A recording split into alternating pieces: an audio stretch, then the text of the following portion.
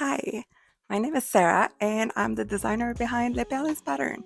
And today I'm doing my very first sew along tutorial and we're doing the Cove Blouse today, the sleeveless version, which is your most baseline version of the pattern. And TBH, this has been a long time coming. And what I mean by that is that I've been thinking about and have been requested to make sew along videos for a while.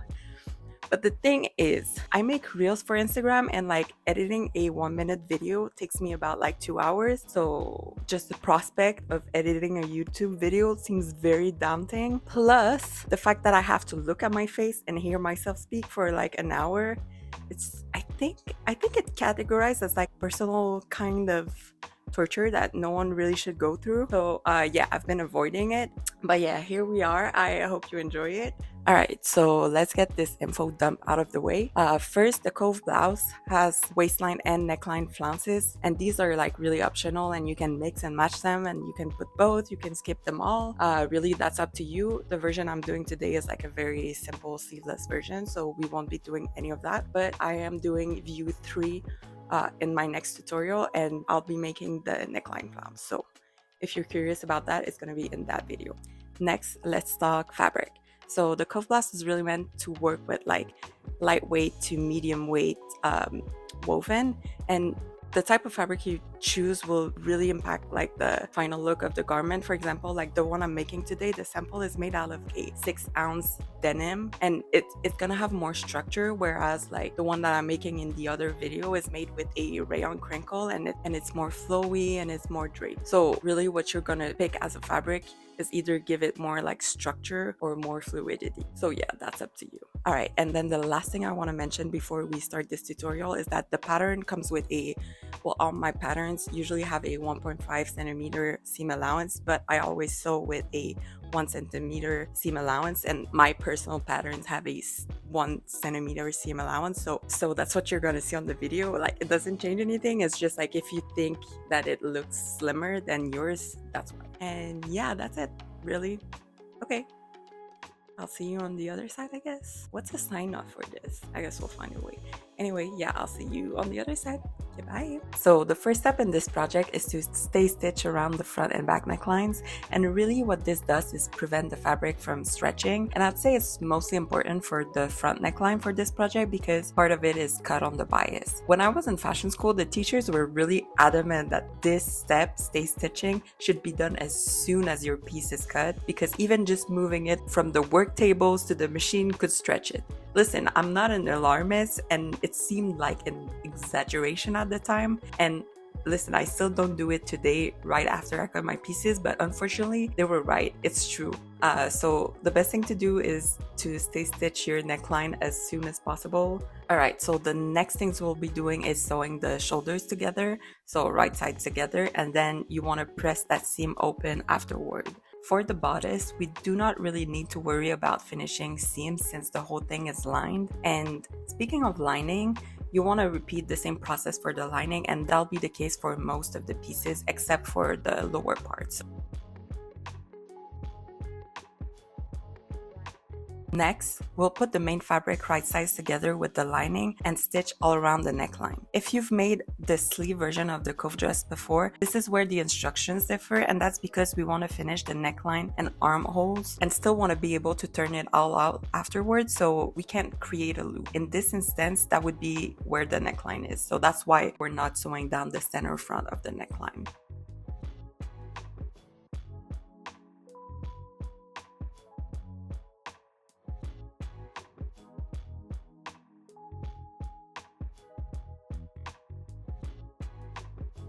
Then you'll want to clip in the seam.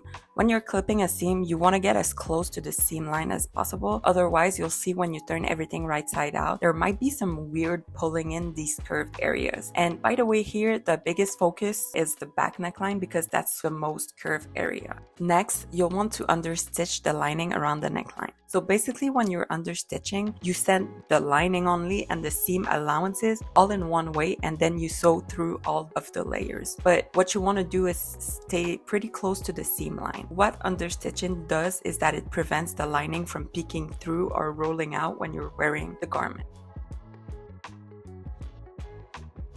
Now that the neckline is done, you want to sew the lining and main fabric together at the armhole, just like we did for the neckline.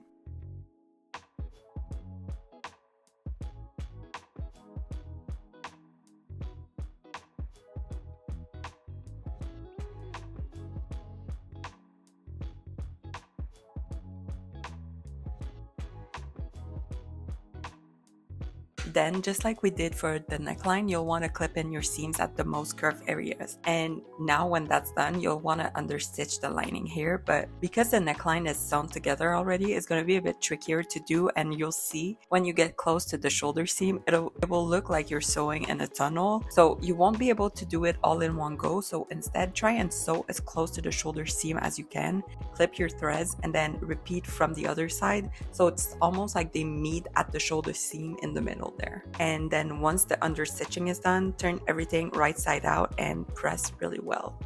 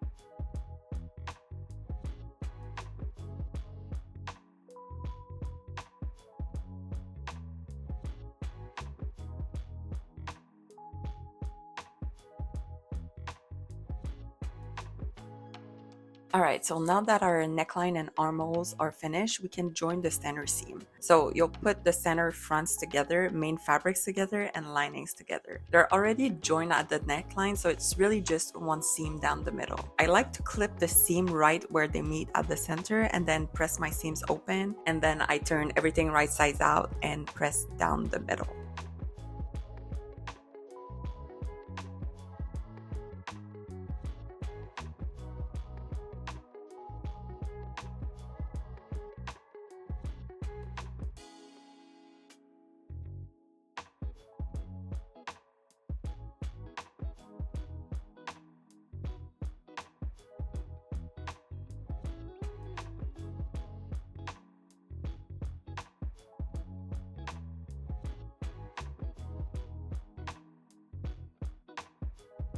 Then we will do the side seams, and here is the exact same concept. So main fabrics together and linings together and sewing them all in one go, pressing the seams open and then turning everything right side out and giving it a final press.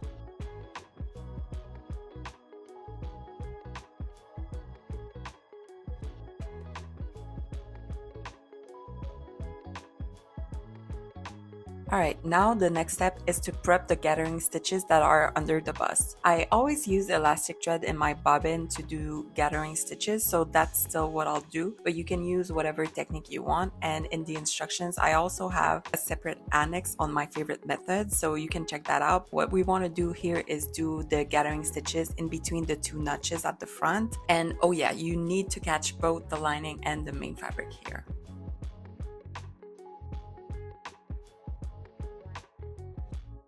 Once your underbust gathering is done, you'll want to go around the rest of the bottom and base stitch the main and lining together. The only thing here is at the standard front, I like to make my basting stitch the same seam allowance as when I'll be sewing the bottom. I'll go over it a couple of times to reinforce the seam, and then I cut into the seam right down the middle and get as close to my stitch line as I can. What this does is it's really gonna help when we sew the lower part later on and not create puckers or unwanted pleats. It helps create movement because we're sewing two different shapes together that comes down at a point in the middle, so that's really gonna help us move our fabric when we're sewing.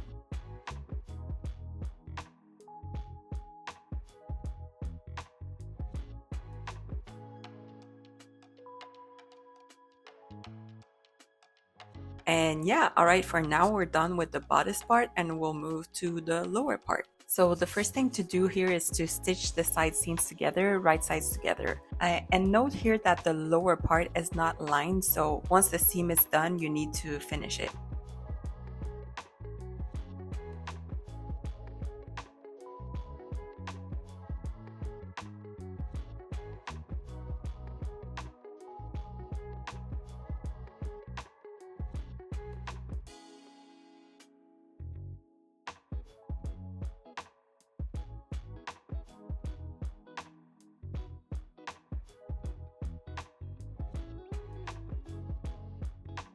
Alright, so now we're gonna move on and do the hem. You can always wait until the end to do this step, but I like to do it now, so that's just what we're gonna do. And honestly, it's quite simple here. The first thing you want to do is fold and press the hem twice to the wrong side, about 6 millimeters. At least it should be 6 mm, but I always eyeball it, so mine are always more like 8 mm. Let's just pretend it's all good, and yeah. Anyway, once your hem is pressed, you want to sew it down and stay pretty close to your folded edge here as you're sewing. So I would say 2 mm from your folded edge here is pretty good.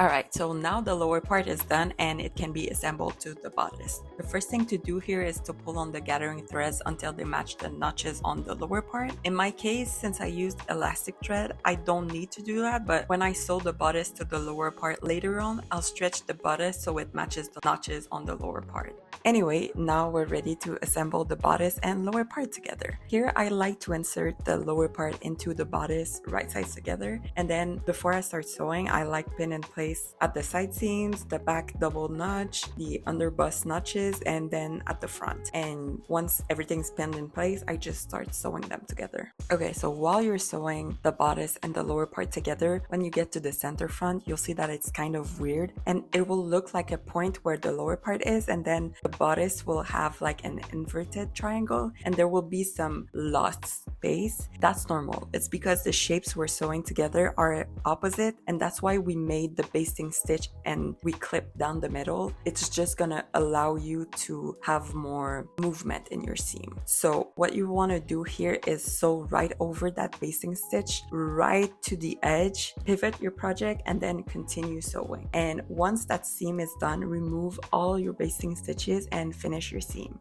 Then give the top a final press, and here you go, it's done.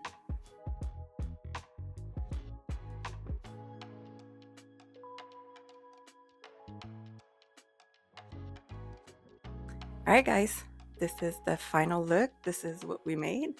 She's cute, loving a Canadian tuxedo, representing my roots, you know, it's all good. And honestly, I really just hope that this tutorial turns out okay. I hope you enjoy it, and I promise more from me. The jury's still out, okay? We'll see.